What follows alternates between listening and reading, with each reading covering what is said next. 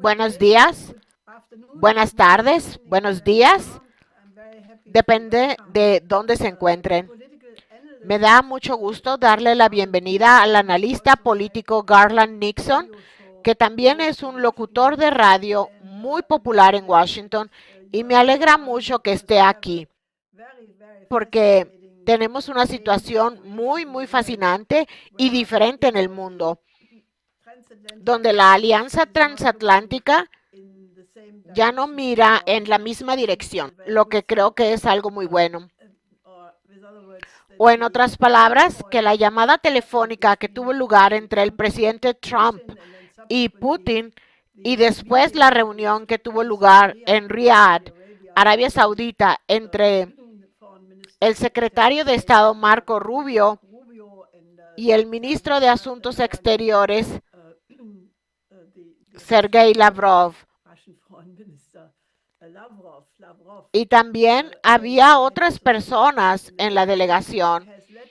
Ha llevado a una situación en la que el presidente Trump claramente está buscando un fin a la guerra en Ucrania a corto plazo y los europeos están completamente histéricos.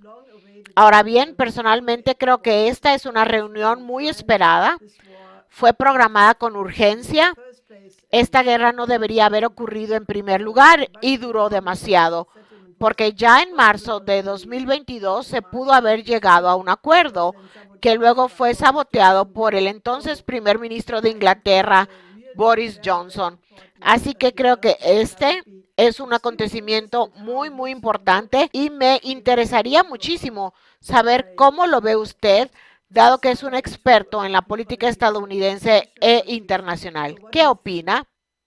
Creo que hay varios ángulos desde los que se podría analizar lo que está sucediendo ahora. Una de las cosas que me parece interesante es la reacción de los europeos, en particular las potencias de Europa Occidental y en particular el Reino Unido. Y les diré por qué. Creo que después de la Segunda Guerra Mundial y cuando el Imperio Británico empezó a retroceder, y algunos podrían argumentar que a derrumbarse, se adhirió al Imperio estadounidense y desde mi perspectiva había una canción popular que decía así: yo tengo el cerebro, tú tienes la fuerza, hagamos dinero, ¿cierto? Y los británicos, básicamente, el Reino Unido, se veían a sí mismos como que Estados Unidos tiene la fuerza y ellos son el cerebro.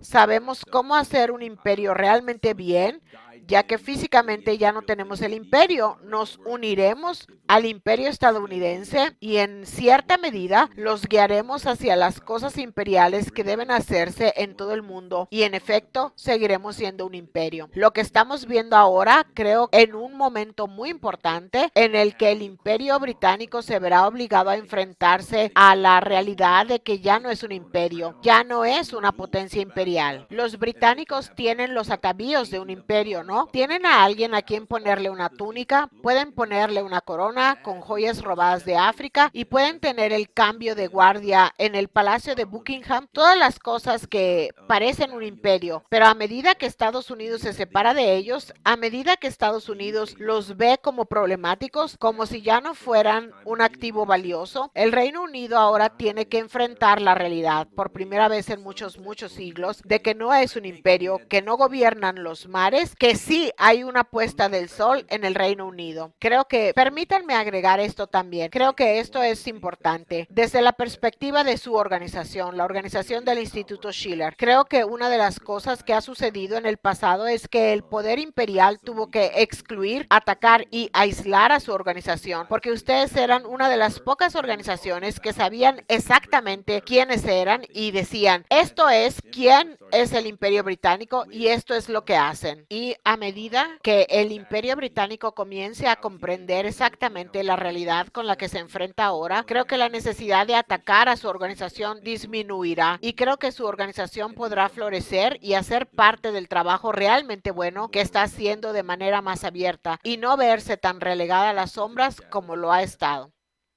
Bueno, esas son muy buenas noticias. Espero que tenga razón. De hecho, es bastante sorprendente que todos los problemas que tuvimos realmente en nuestro casi medio siglo, más de medio siglo de trabajo político, vinieran de la anglosfera, vinieron de Washington naturalmente. Si tuviera que darle una lista de personas que a lo largo de las décadas nos han dicho que les gustan enormemente nuestras ideas, que estaban totalmente entusiasmadas y pensaban que era una nueva forma de abordar las cosas, y luego fueron contactados por funcionarios de la embajada, por representantes de los consulados, y les dijeron, si no dejan de trabajar con esta gente, perderán sus negocios, los vamos a arruinar. Y creo que esto es en conjunto, naturalmente, lo peor de todo, que fue el procesamiento de mi difunto esposo. Y espero que tenga razón porque, como dije, en el famoso tribunal que tuvimos en 1995, junto con muchos funcionarios electos negros y Ramsey Clark, entre otros, que el verdadero crimen en todo eso no fue solo lo que nos hicieron, y por supuesto, lo que nos hicieron no fue muy agradable, pero impidieron especialmente que el pueblo estadounidense tuviera acceso a las ideas que habrían todos estos problemas, ya sabe, los 20 años de guerras intervencionistas, los millones de personas que murieron como resultado de ellas en Afganistán, en Irak, Siria, Libia, todas estas cosas. Y la situación actual en el mundo que sigue siendo un lugar muy torturado. Todo eso no habría sucedido si la gente hubiera tenido un acceso sin trabas a las ideas de mi difunto esposo, Lyndon LaRouche, y a la organización que él creó. Así que yo solo espero que tenga razón. Sí, bueno, para ser franco, nos dijeron, yo no sabía nada sobre la organización de LaRouche. Todo lo que me dijeron, por lo que escuché, fue, son solo un grupo de locos, son locos. Pero nunca me dijeron por qué o qué estaban diciendo que era tan descabellado.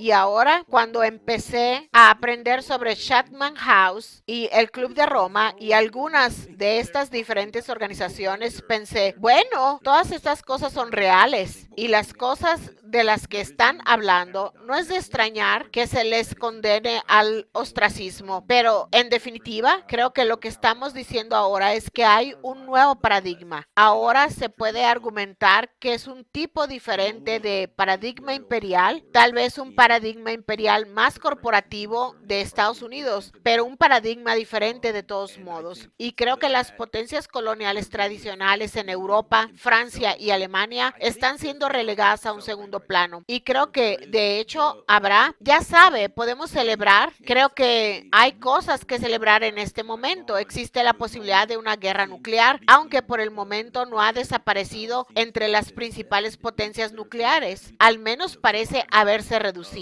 Así que hay cosas a las que podemos sobrevivir, lo que es importante. Habrá desafíos, pero es posible que haya oportunidades. Tal vez para educar a la gente y tener discusiones internacionales que antes no era posible llevar a cabo. Pero van a ser tiempos difíciles en Europa porque creo que Europa se enfrentará a graves desafíos económicos. Lo único que creo que puede ser una oportunidad para Europa es lo siguiente. Europa no tiene independencia soberana. Hasta cierto punto se podría decir que estaba sometida al imperio estadounidense, al imperio británico o a quien fuera, pero claramente individualmente los países europeos, en mi opinión, no tenían la soberanía que necesitaban para tomar decisiones por sí mismos. Y si algo de eso empieza a suceder, creo que habrá oportunidades. Ya sabe, una de las cosas que dijo el presidente Putin y el presidente Trump es, bueno, estamos dispuestos a hacer acuerdos individuales con países europeos individuales en lugar de con la Unión Europea o con estas organizaciones supranacionales. Bueno, creo que hay oportunidades si algunos de los países individuales pueden empezar a entrar en razón y decir, está bien, haremos algunos acuerdos económicos que funcionen y los rusos tienen energía nuclear. Tal vez puedan venir y construirnos una planta o lo que sea. Pueden suceder diferentes cosas. Creo que existen oportunidades si un nuevo liderazgo asume el mando y tal vez la la pobreza y las cosas terribles que se pronostican en Europa puedan mitigarse si se permite que la gente tome el control. Y como usted dice, si se permite que la gente conozca diversas ideas, creo que hay alguna oportunidad. Por lo tanto, siempre hay espacio para ser positivo y tener esperanza y luchar por un futuro mejor y un presente mejor. Bueno, cuando el vicepresidente J.D. Vance pronunció su discurso en Múnich, realmente pensé que era una bocanada de aire fresco porque dijo, y el público estaba boquiabierto, se podía ver cómo intentaban respirar. Pero estaba diciendo que no son Rusia y China las mayores amenazas para Europa, sino que proviene desde la propia Unión Europea, es decir, que hay una supresión de las ideas y la libertad de expresión. Y creo que eso es muy cierto porque es casi una dictadura en términos de lo que se puede decir y lo que no. Y creo que esto realmente tocó una fibra sensible. Y por casualidad, al día siguiente estuve en una manifestación en Múnich por Zoom junto con Scott Ritter y Ray McGovern. Era una manifestación en contra de la conferencia de seguridad de Múnich, porque esa conferencia solía ser un muy buen foro de expertos que discutían las medidas de seguridad cuando Ewald von Kleist y Horst Telschik todavía eran los líderes de la misma. Pero desde que Wolfgang Ischinger se convirtió en su líder, fue cuesta abajo hasta el liderazgo actual de Christoph Huygens, quien, por cierto, comenzó a llorar cuando se fue de la reunión como un verdadero bebé llorón. Pero la cumbre se convirtió en un equipo de relaciones públicas para el complejo militar industrial, así que hubo una manifestación en contra, insistiendo que había que resolver todos los conflictos a través del diálogo y las negociaciones. Y yo estaba hablando de esto por Zoom muy brevemente, pero me dijeron nuestros propios organizadores que participaron en la manifestación de que a la gente le encantó el discurso de Vance y dijeron que esto era tan importante que se haya dicho esto en un momento dado. Así que hasta ahora todo bien. Creo que esto fue muy bueno. El único problema es, estoy muy contenta con lo que está sucediendo con Ucrania, con Putin, con Trump. Creo que hicieron un cambio histórico que creo que es extremadamente valioso. Lo único que falta es cuál será la política de Trump en el Medio Oriente, porque allí tenemos el ultimátum del sábado pasado que Trump había hecho de que todos los palestinos deberían aceptar abandonar la franja de Gaza y naturalmente eso es completamente inaceptable. Fue rechazado por todos los vecinos y la exigencia de que jamás entregara a todos los rehenes de una vez. Ese ultimátum pasó y hubo algunos avances. Así que parece que las cosas van de un lado al otro, pero esto está avanzando. Las atrocidades en Cisjordania continúan, los ataques continúan incluso en Gaza y me preocupa dado que la política de Trump en Oriente Medio estuvo muy influenciada por elementos sionistas que respaldan a Netanyahu. Netanyahu está siendo cada vez más atacado por el propio Israel, por los militares de allí y por otros, pero sin embargo todavía hay una legislación, creo que en el Congreso, que prohíbe a los estudiantes incluso mostrar empatía por la difícil situación de los palestinos. Y allí veo un doble rasero, porque creo que si Trump realmente quiere venir y decirles a los europeos lo que deberían escuchar, creo que hay un punto débil si luego lleva a cabo la misma supresión de discutir lo que está sucediendo en Oriente Medio en Estados Unidos. Entonces, ¿qué opinas sobre eso? Un par de cosas y algo que he estado diciendo desde hace un tiempo. He estado tratando de navegar por el nuevo gobierno de Trump. Esta versión de Trump es muy diferente a la que vimos en los primeros 4 años. Y creo que en parte se debe a que hay a los que llamo la junta directiva. Ya sabe, los muy poderosos tech bros, hermanos técnicos, los expertos en la tecnología, como los llamo, que respaldan a Trump y claramente han decidido llevar al país en una dirección diferente. Pero una de las cosas que realmente he llegado a la conclusión es que tenemos que ignorar lo que dice Trump, que Trump dice cosas para causar efecto, ¿no? Que hace comentarios grandilocuentes y estrafalarios como, bueno, si los rusos no hacen eso, los vamos a aplastar y les impondremos más. Y todo el mundo se enojó mucho cuando Trump dijo, si los rusos no llegan a un acuerdo, enviaremos más. Vamos a imponer más, triplicaremos las sanciones y todo eso. Y en ese momento pensé, sí, ya veremos. Trump solo está diciendo eso, ya veremos qué dice. Y cuando vemos en realidad cuáles son las políticas, son 180 grados, o como dirían algunas personas, 360 grados. Son 180 grados diferente de lo que dijo antes. He llegado a la conclusión de que Trump es una persona que dice cosas para tener un efecto poderoso. Si no haces esto, haré algo muy grande. Y luego todos bailamos como un gato sobre un techo de lámina caliente y todos hablamos de ello. Y mientras hablamos de ello, están elaborando una política. Por lo tanto, ya no voy a relacionar los tweets grandilocuentes de Trump en Truth Social o lo que sea con su política real.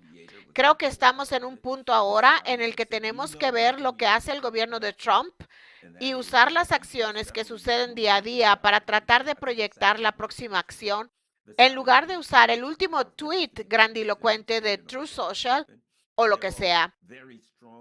Dicho esto, mi punto es el siguiente. No creo que sea casual que las reuniones con los rusos fueran en Arabia Saudita, en Oriente Medio, que el líder saudí fuera considerado un mediador y que fuera parte integral de ello.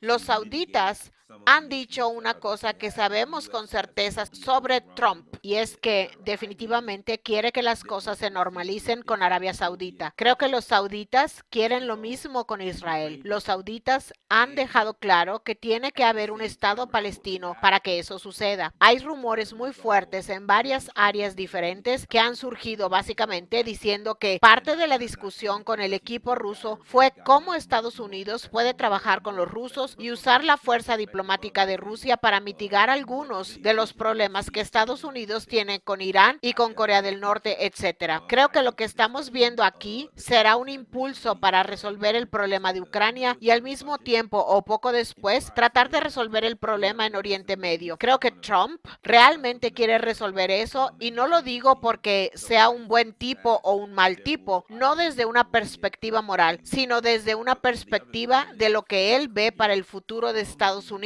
Creo que la discusión que Trump ha tenido recientemente sobre la reducción del presupuesto militar implica que van a tener que limpiar su desastre en el Medio Oriente. Si van a tener menos ejército y van a recibir, así que creo que habrá un impulso. O la otra cosa es que está claro debido a la retórica del equipo diplomático de Trump, es que quieren regresar a la comunidad diplomática mundial en lugar de tratar de dominar a la comunidad diplomática mundial. Y la única forma en que pueden hacerlo, en que pueden tener la base moral para hacerlo, es a través de limpiar, a falta de un mejor término, el problema de Gaza, de Palestina ocupada, como quieran llamarlo. Por lo tanto, creo que están buscando aprovechar la oportunidad para hablar con los rusos, tratar de trabajar con los rusos y los sauditas y tratar de, a falta de una mejor manera de decirlo, poner a los elementos de Israel que están fuera de control en su lugar y llegar a un acuerdo. Espero que así sea. Es triste y nuevamente debemos detener la violencia que está sucediendo ahora mismo. Pero estoy tratando de adivinar y veo que es una dirección posible potencial en la que saldremos de las negociaciones en Arabia Saudita y estoy diciendo que creo que hay mucho que saldrá de las negociaciones en Arabia Saudita, además de Ucrania. Allí están ocurriendo muchas cosas más aparte de Ucrania y creo absolutamente que estas están ocurriendo en Arabia Saudita para poder intentar resolver resolver este problema israelí lo antes posible.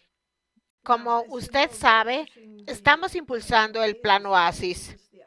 Se trata de la idea de desarrollar una gran cantidad de agua dulce nueva, tanto a partir de un sistema de canales desde el mar Mediterráneo hasta el Mar Muerto, como de energía nuclear para la desalinización, etc. Mi difunto esposo y yo estuvimos en Abu Dhabi en 2001 y si uno va allí por la playa es increíble. Con la ayuda del agua convirtieron el desierto en jardines maravillosos, en plantaciones exuberantes y hay una isla que solía ser completamente estéril y ahora ya hay vegetación antigua de 40 años donde encontraron el petróleo. Y hay pájaros que migran durante el invierno, aterrizan en esta isla y uno piensa que es un paraíso. Así que ese enfoque podría adoptarse para todo el Oriente Medio, porque todo el Oriente Medio es un desierto. No sé si alguna vez volaste sobre esa región. Yo lo hice una vez y miré por la ventanilla del avión e intenté ver un oasis y no había ninguno, nada verde. Así que si pudiéramos convencer tal vez a los estados del Golfo, a Arabia Saudita, a los Emiratos, todos ellos son muy ricos y ahora mismo, en lugar de construir un complejo turístico en el desierto, que creo que es lo que Arabia Saudita está haciendo, podrían gastar parte de ese dinero para hacer que toda la región sea habitable para todos como base para la paz, porque creo que el nuevo nombre de la paz es el desarrollo y hay que dar un incentivo a los jóvenes para que básicamente digan, bueno, detengamos el ciclo de violencia, convirtámonos en ingenieros, científicos, padres, porque queremos construir un futuro. Y creo que lo que se necesita principalmente ahora mismo son líderes visionarios, ya sea Trump, ya sea gente de la región, que básicamente den un paso adelante y digan, vamos a adoptar una política completamente diferente. Así que mi esperanza es que nosotros, desde el Instituto Schiller, hagamos una gran campaña internacional al respecto. Y la semana pasada tuvimos la reunión de la Coalición Internacional por la Paz, donde tuvimos el honor de contar con la presencia de la doctora Naledi Pandor de Sudáfrica, que respaldó el Plan Oasis. Y tenemos a otros diplomáticos de Palestina, de otros países que lo respaldan. Así que espero que esto llegue a la atención del presidente Trump, porque es un inversor, inspiraría a la gente a invertir en esos proyectos y entonces se lograrían. ¿Qué piensa? ¿Existe la posibilidad de que lo haga? Creo que sí, creo que se le debe dar a conocer eso, se debe impulsar, creo que es una gran oportunidad y uno de los ángulos que se podría utilizar con el presidente Trump es este. Ya sabe, estoy seguro de que está familiarizado con la situación en California. Una parte importante de California es solo desierto, fue construida sobre el desierto y tienen que bombear agua y tienen el problema de que no reciben suficiente lluvia. En California llueve durante 5 o 6 años y luego no llueve también por años. Las plantas de desalinización podrían ser algo que se podría utilizar allí. Así que creo que desde la perspectiva del presidente Trump se podría impulsar la desalinización y ese tipo de tecnologías allí y promover la perspectiva de que, mire, es algo que se podría utilizar en Estados Unidos, porque él está muy interesado en hacer grande a Estados Unidos de nuevo, Estados Unidos primero. Y lo que es bueno para Estados Unidos a medida que se desarrollan las tecnologías, también las empresas estadounidenses, por supuesto, pueden participar y pueden participar en la generación de dinero y se podría utilizar en diferentes partes de Estados Unidos. Así que es algo que podría ser impulsado, ya sabe, que debe apoyar el presidente Trump.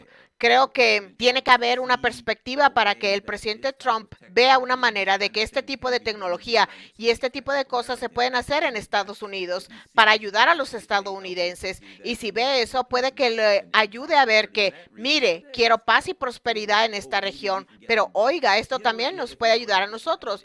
Y o tal vez podamos hacerlo. Ya sabe a lo que me refiero. Yo solía hacer ventas y hace años tuve un profesor que dijo, las ventas consisten en influir a las personas personas para que compren algo que uno está vendiendo, un producto o un servicio. Y hace años otro profesor también dijo, ¿cómo se influye a las personas? Todo el mundo escucha la misma emisora del radio WIIFF. ¿Qué me gano con esto? Y si se quiere convencer a alguien de algo, no se le dice, sería bueno que hiciera esto, sería bueno, ayudaría a las personas, se quedarían dormidas. Hay que decirles a las personas, esto es lo que va a ganar. Y creo que si se aborda al presidente Trump desde la perspectiva de que puede ganar él con esto, no solo para él, sino para el país que representa, creo que es una gran idea que sería buena para el mundo y creo que desde ese ángulo hay una gran oportunidad posiblemente de conseguir el apoyo del presidente Trump. Y creo que si él lo apoya, creo que se puede hacer realidad. A esto hay que añadir que está China, que crea y hace muchas construcciones en África y Oriente Medio y tiene enormes capacidades en esa región y que también obtiene mucho petróleo de esa región y por tanto a China le beneficia que haya estabilidad para tener crecimiento en la región, tener el crecimiento económico y la expansión. Por tanto, creo que hay muchas posibilidades de influir a las potencias mundiales, China, Rusia, Estados Unidos, para que se sumen, inviertan y que formen parte de eso. Creo que es una gran idea. Bueno, el presidente Trump mencionó hace algunas semanas, cuando los incendios en Los Ángeles estaban arrasando, que ¿por qué no traen el agua de Canadá? Y cosas así. Y está el famoso proyecto de gestión de agua de Norteamérica, Naguapa, que ya promovimos hace algunas décadas, podría incluirse inmediatamente en la agenda y realmente se podría eliminar el peligro de que un incendio de ese tipo no es que no se produjera, sino que evitaría que tuviera un impacto tremendo. Si Estados Unidos simplemente mirara a China y no dijera, esto es una amenaza, como dijo Vance en Múnich, China y Rusia no son una amenaza, y me interesó mucho escuchar eso. Si el presidente Trump y el equipo de Trump simplemente observaran lo que hizo China, que en realidad aplicó el sistema americano de economía, porque eso es la banca nacional, el control soberano del crédito, que es lo que promovió Alexander Hamilton. Y si volvemos al sistema americano de economía en Estados Unidos, que ha estado muy controlado por el sistema británico en el periodo reciente, podríamos hacer exactamente lo que hizo China y mejor. Ya sabe, China construyó 45,000 kilómetros, unas 37,000 millas de trenes rápidos, y esos trenes van. Es una absoluta alegría viajar en ellos porque uno vuela por el paisaje, se viaja suavemente, van a 350 kilómetros por hora y ahora están construyendo uno que irá a 400 kilómetros por hora y ya está probando uno a 600 kilómetros por hora e incluso un circuito de 1,000 kilómetros por hora. Así que Estados Unidos podría simplemente ir a lo más avanzado, saltándose todas estas tecnologías y pasar a lo más avanzado, construir un sistema totalmente moderno, construir algunas ciudades científicas. Estados Unidos está poblado en las costas, pero está completamente despoblado en las áreas centrales. Y si alguien dijera, conectemos todas las ciudades principales de Estados Unidos a través de trenes de alta velocidad y luego construyamos algunas ciudades nuevas a lo largo de estos centros, estos puntos nodales, en este sistema ferroviario, se podría crear una nueva ciudad científica dedicada a la ciencia y la tecnología más avanzadas, en la que podrían estar los estudiantes y tener un centro cultural. Si los árabes pueden construir el mayor museo nuevo y todo eso, ¿por qué Estados Unidos no puede tomar lo mejor de todas las culturas y convertirlo en una especie de museo para demostrar, para que todos los niños y los estudiantes que están creciendo conozcan la historia universal y se unan a una perspectiva completamente diferente? Porque creo que por mucho que piense que esta idea de hacer a Estados Unidos grande otra vez puede resultar atractiva para la gente a la que Hillary Clinton llama a los deplorables, que fue la expresión más cínica que se puede tener, pero Estados Unidos también es famoso por ser un crisol de culturas. Hay muchos asiáticos, mucha gente de Latinoamérica, mucha gente de todos los lugares del mundo. Y Estados Unidos podría convertirse en un lugar donde se esté produciendo un nuevo renacimiento, aprovechando lo mejor que todas las tradiciones de todas las culturas han producido hasta ahora. Y de esa manera el presidente Trump podría convertirse en un verdadero visionario. Sé que estoy exagerando un poco, pero sé que uno tiene que proponer ideas que rompan por completo los viejos esquemas de la geopolítica. La idea misma de que algunas personas creen que es absolutamente necesario tener un enemigo para hacer lo que uno quiere hacer es, en mi opinión, la peor idea. Condujo a 2 guerras mundiales y en la época de las armas termonucleares deberíamos considerar a la geopolítica como una enfermedad mental, porque creo que eso es lo que es. Creo que incluso en el título de este programa en particular, el surgimiento de un nuevo paradigma, y creo que eso implica que tenemos que pensar en el futuro, que tenemos que idear nuevas ideas y que tenemos que tener alguna esperanza y fe en que podamos ser capaces de implementar algunas de las, nuevas ideas. Como saben, muchas de estas ideas no son nuevas, pero nadie escuchó a quienes tenían estas ideas y gran parte del debate ahora sobre la posibilidad de reducir a la mitad el complejo militar industrial. Si eso es realista, no lo sé. Pero dicho esto, maneja un presupuesto de $850 mil millones, pero como saben, cuando se suman las operaciones encubiertas, los presupuestos de la CIA, cuando se suman los de la USAID y la Fundación Nacional para la Democracia, todo suma más de $1 billón. Así que ahora, si se dispone de $500 millones para empezar, se puede hablar de trenes de alta velocidad que pueden transportar a personas, que pueden transportar productos y cosas que se necesitan y que deben ser transportadas, ya sean minerales, cosas que se extraen, se trasladan y se utilizan. Así que la realidad es que si de hecho hay una reducción significativa del presupuesto militar, el debate sobre los trenes de alta velocidad, el debate sobre la construcción de nueva infraestructura se convierte en un debate legítimo. La razón principal por la que estas cosas no han sido un debate legítimo es porque este ha sido un imperio militarista y todo se ha utilizado para construir armas y transportar armas y todo el dinero ha ido al complejo militar industrial. Y puedo añadir esto, y esto es fundamental, la cuestión de la fuga de cerebros. Cuando la gente sale de la escuela con títulos de ingeniería, física, etcétera, ¿qué hace? ¿A dónde va para ganar dinero? Ellos irán a Lockheed Martin, a Northrop Grumman, a algún sector donde puedan usar ese conocimiento para fabricar el último misil y construir el último sistema de selección de objetivos, ¿cierto? El sector tecnológico, bueno, se usa para la selección de objetivos y se usa para mejorar nuestras armas nucleares. Cuando cambiemos el paradigma a uno en el que estamos mejorando nuestra infraestructura, donde estemos averiguando si construimos trenes de alta velocidad, etcétera, ahora no tenemos esa fuga de cerebros. Y cuando la gente sale de la universidad con estos títulos STEM en la ciencia, tecnología, ingeniería y matemáticas, ahora ese capital intelectual, odio usar este tipo de términos que usan los neoliberales, pero usted entiende lo que digo. El poder intelectual de nuestros jóvenes ahora se puede usar para enfocarse en cosas que mejoren a nuestra sociedad, para el mejoramiento de nuestra sociedad, y cambia de nuevo. Se trata del surgimiento de un nuevo sistema, de un nuevo paradigma, un paradigma en el que realmente vemos lo que se denominó el dividendo de la paz, el dividendo de la paz que nunca tuvimos, y ese dividendo de la paz se reorientó en lugar de ser un dividendo de la paz para consolidar el paradigma de la guerra. Por lo tanto, creo que la idea de la que está hablando es una idea poderosa. Creo que una de las razones por las que se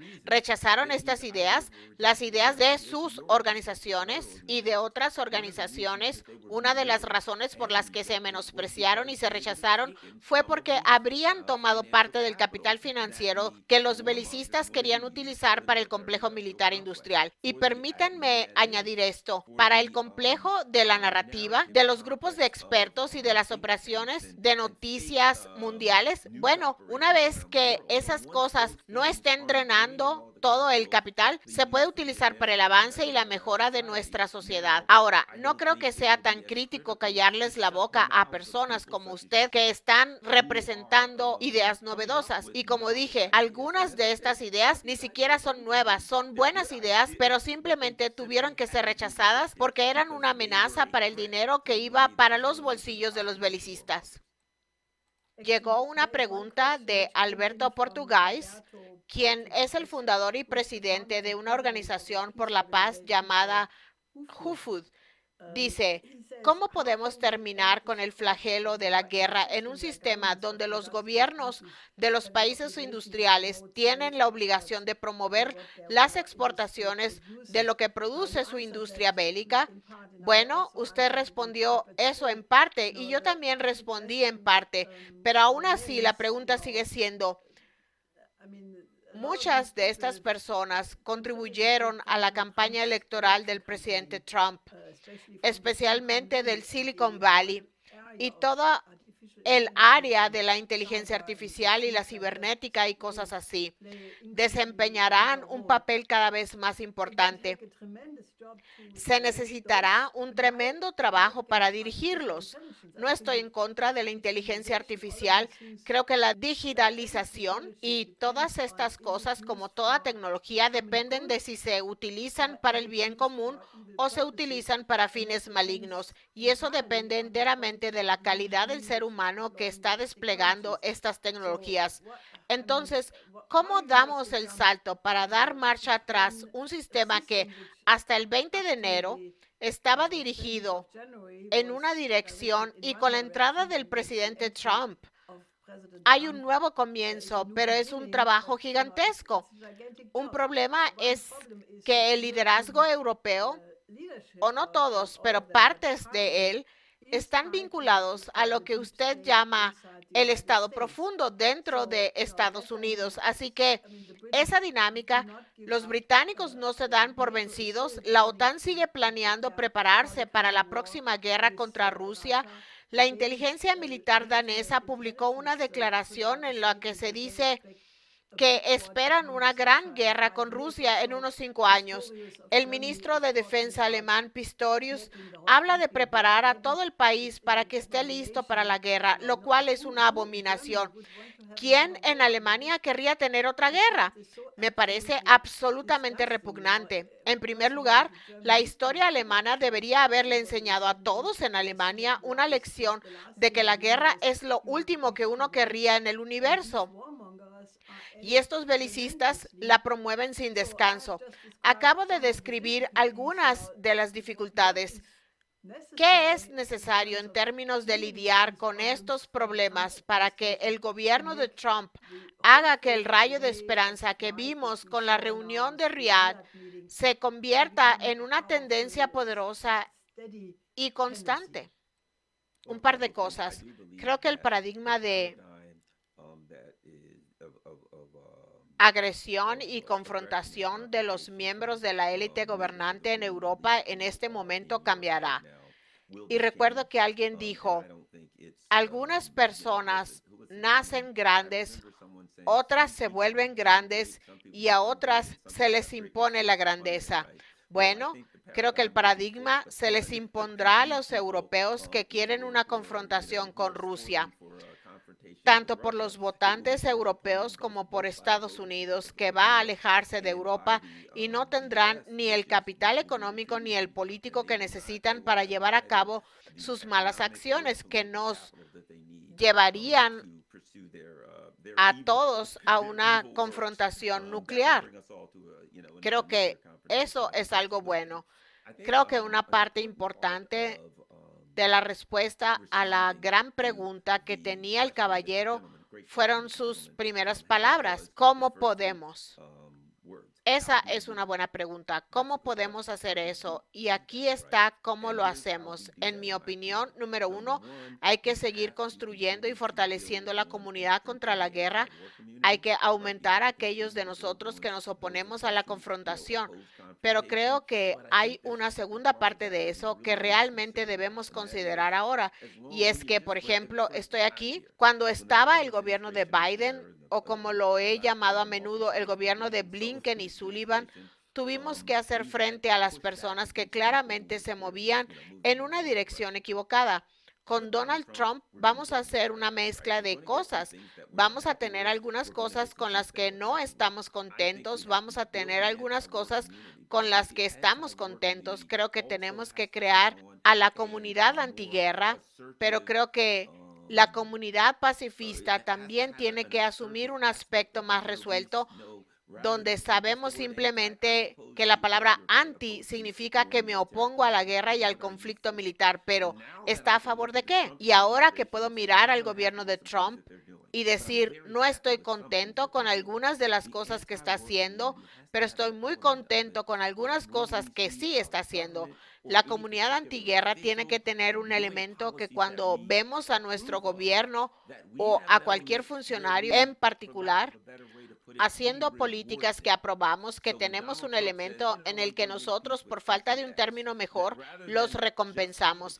Así, cuando Donald Trump dice, voy a hacer la paz con el país X, en lugar de ser nosotros los que vamos por ahí con pancartas que dicen, nos oponemos a la guerra con el país Y, y luego cuando él dice, voy a hacer la paz con el país X, nos vayamos a casa y miremos por la ventana. Ahora abordemos un elemento que cuando vemos a un gobierno, a un país, a un político haciendo algo que parece estar en el mejor interés de la gente, lo apoyamos. Eso no quiere decir que apoyemos a Donald Trump cuando no lo apoyamos. La perspectiva es que cuando hay políticas a las que nos oponemos activamente a ellas de manera unificada.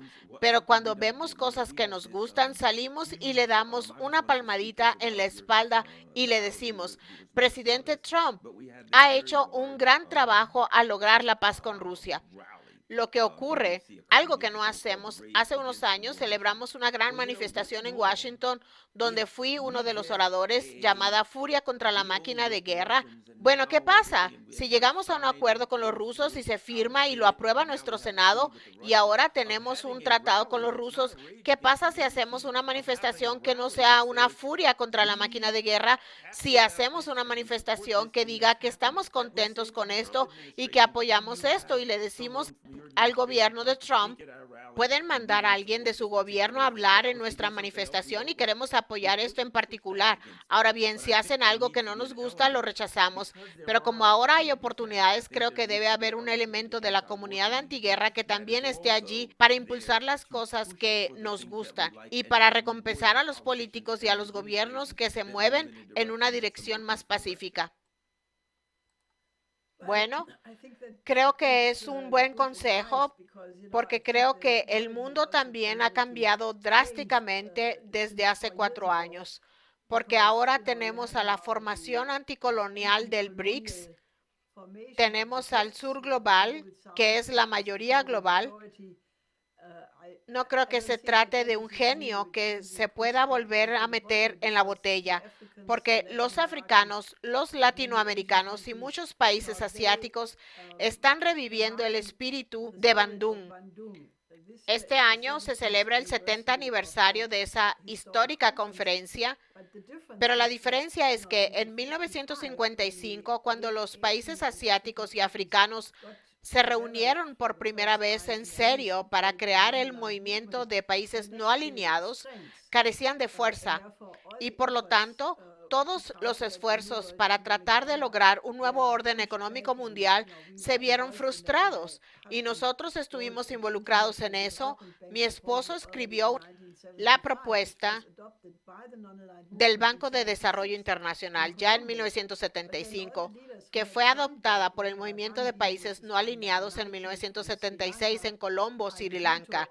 Pero después todos los países que la habían firmado, la señora Bandaranaike de Sri Lanka, Indira Gandhi, Zulfikar Ali Bhutto de Pakistán, todos ellos fueron desestabilizados y en el caso de Bhutto incluso asesinados.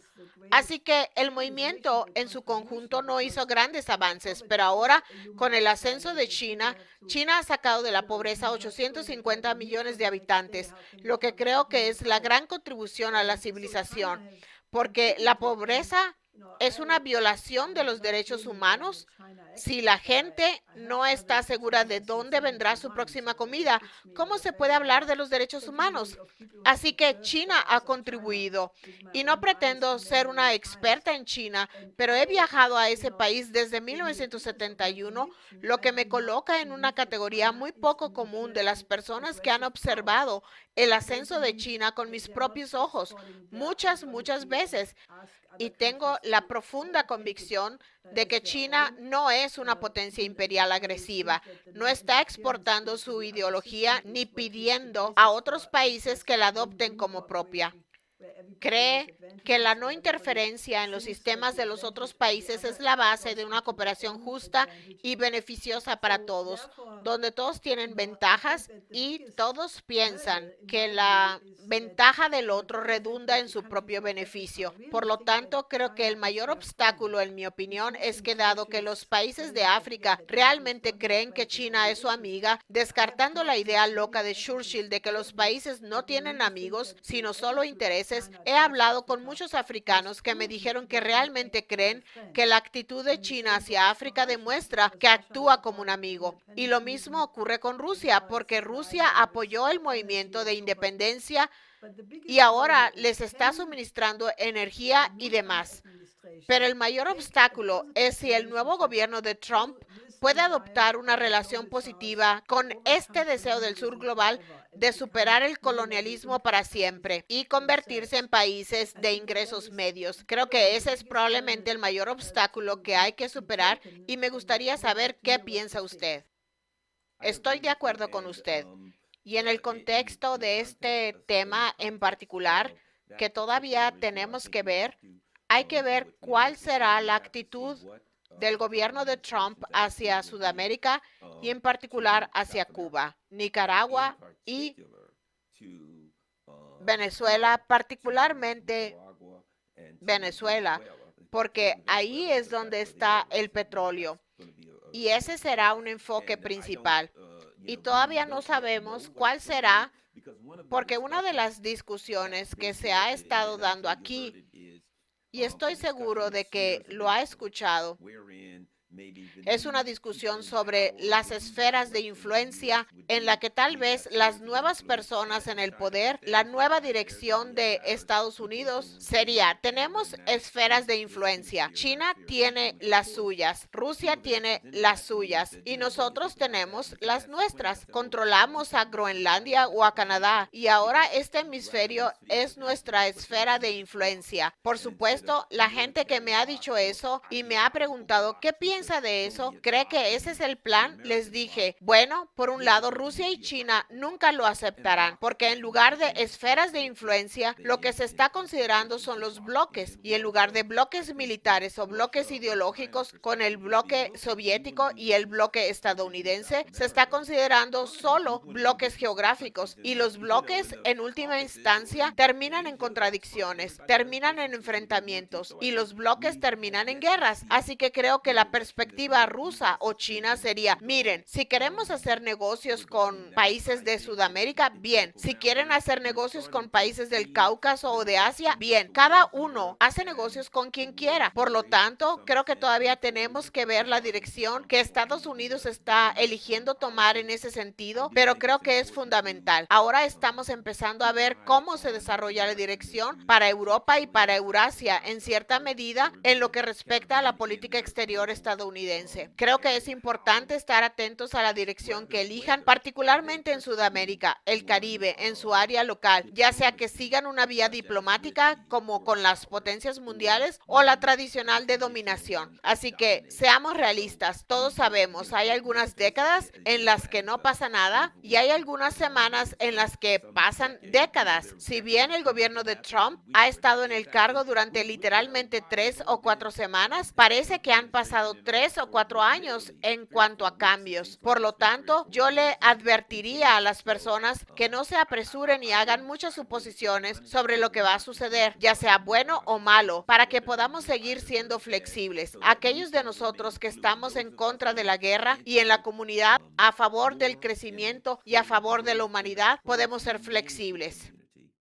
y estar atentos a la dirección en que van las cosas, porque ahora mismo las cosas son flexibles. Pero creo que el error que muchas personas están cometiendo es exagerar al tratar de predecir, porque todas las predicciones que estamos escuchando ahora se basan en el viejo paradigma. Bueno, ya saben, Trump hizo eso en su primer mandato, así que va a hacer eso de nuevo. Bueno, los rusos siempre lo han hecho, así que van a hacer eso otra vez. Bueno, el gobierno estadounidense es una potencia imperial, ya lo ha hecho. Ahora, es un error y exactamente como usted dice, estamos en el surgimiento de un nuevo paradigma. El nuevo paradigma ni siquiera ha tomado forma por completo y desde una perspectiva positiva, debido a que el nuevo paradigma se está formando ahora, da a personas como nosotros la oportunidad de participar en la resolución final. ¿Cómo se ve ese paradigma? No creo que debamos simplemente sentarnos, esperar y decir, veamos qué decide hacer este país, esperemos a ver qué deciden hacer las potencias mundiales. Como usted dijo, su discusión sobre el tema en Medio Oriente, en África, con respecto a las plantas desalinizadoras, con respecto a cómo se pueden cambiar las cosas allí, en lugar de esperar a ver qué pueden hacer las potencias mundiales, varios grupos, organizaciones y coaliciones ahora podemos hacer recomendaciones a estas potencias mundiales, podemos presentar nuestra visión del mundo, podemos presentar nuestras ideas y con suerte ayudar a dar forma a un paradigma que se está formando, en lugar de esperar a que lo hagan las potencias mundiales. Porque tenga por seguro, mire, aquellos que estuvieron involucrados en algunos actos muy malvados a lo largo del tiempo no se han ido a ninguna parte y estarán trabajando para aprovechar la oportunidad de dar forma al nuevo paradigma. En este momento, si mira al Reino Unido y a un Keir Starmer, esas personas en este momento se están envalentonando y están diciendo, no, no voy a permitir que esto pase. Vamos a mantener las cosas como antes. En algún momento creo que incluso dirán, bueno, espera un minuto. Si no podemos vencerlos, nos uniremos. Y son inteligentes. No podemos subestimar a estas personas. Y creo que en algún momento se despertarán y dirán, ¿saben qué? El mundo está cambiando. ¿Cómo podemos influir en este nuevo paradigma para llevarlo de nuevo a la dirección en la que estaba? Y mientras lo hacen, creo que todos vamos a tener que entender que este nuevo paradigma que está surgiendo aún no es definitivo y que nosotros, desde una perspectiva positiva, podemos contribuir y ayudar a darle forma. Y es nuestra responsabilidad hacerlo. Bueno, el tiempo realmente vuela y ya casi tenemos la hora.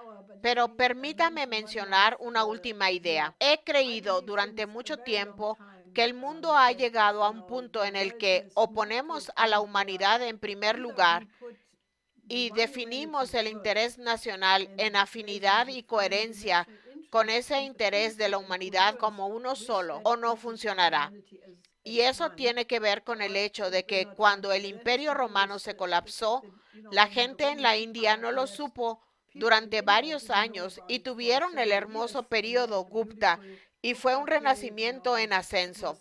Entonces, pero esta vez, debido a las armas nucleares y debido a las pandemias y debido a la Internet, estamos tan interconectados que creo que hemos llegado a un punto en la historia en el que necesitamos tener una nueva arquitectura global de seguridad y desarrollo que tenga en cuenta los intereses de todos los países del planeta. Y francamente creo que la reunión entre los ministros de Asuntos Exteriores, Lavrov y Rubio, aunque se puede decir mucho sobre ella como comentarios secundarios y terciarios, tiene el germen de la esperanza de que pueda surgir un nuevo orden de seguridad de ese tipo, porque si el gobierno de Trump dice que no considera a Rusia como un enemigo, bueno, eso ya es un paso muy importante. Si extendieran eso a China, creo que estaríamos a un gran paso adelante. Trump ya ha demostrado en su primer gobierno que puede hablar con el líder de Corea del Norte. Creo que si adoptara una actitud más conciliadora hacia Irán, que ahora tiene una alianza militar con Rusia y es muy cercano a China, creo que la idea de que se podría llegar a un orden que de hecho hiciera lo que hizo la paz de Westfalia, que era llegar al principio de que hay que tener en cuenta el interés de todos los demás si se quiere tener paz. Y creo que, en mi opinión, eso sería el verdadero nuevo paradigma, porque se está yendo más allá de la geopolítica, se está entrando en un área donde la diplomacia y la negociación serán realmente la forma en que se resolverán los conflictos en el futuro. Así que, ¿cuál es su opinión sobre esta perspectiva? Estoy de acuerdo y creo que en este momento Rusia puede ser parte integral de eso porque Rusia tiene la capacidad de mitigar la tensión entre India y China. Y si también puede mitigar la tensión entre Estados Unidos y China, entonces Rusia puede cambiar al mundo. Porque si China e India pueden superar su problema histórico y si Estados Unidos puede evitar el concepto de tratar de dominar a China o verla como un adversario en lugar de una aliada potencial, si Rusia puede ubicarse en ese medio y conseguir esas 3.5 potencias mundiales, ¿correcto? Creo que eso realmente nos da una oportunidad de avanzar y de aliviar el problema de las guerras sustitutas, porque muchos de estos problemas que estamos analizando o estas guerras que estamos analizando son guerras sustitutas entre las potencias mundiales y si se pudiera lograr que esas 4 potencias mundiales se alinearan realmente, todas las guerras sustitutas se disiparían y todos ellos se comprometerán, si hay guerras en áreas particulares, todos se comprometerán a abordarlas y ponerles fin. Bueno, acabo de responder a una pregunta de Taz sobre mis comentarios sobre la reunión de Riad. Ya sabe, el pánico por el hecho de que Europa no fuera invitada. Dije, ¿por qué se invitaría a las potencias sustitutas, dado el hecho de que la guerra de Ucrania fue una guerra entre la OTAN y Rusia? Por lo tanto, sus palabras me llenan de gran alegría y se lo agradezco mucho. Esta es una perspectiva extremadamente esperanzadora y espero que inspire a mucha gente a presentar nuevas ideas productivas. Y muchas gracias y espero volver a verlo pronto. Gracias, aprecio su buen trabajo y ha sido un honor y un placer hablar con usted hoy. Gracias, hasta pronto.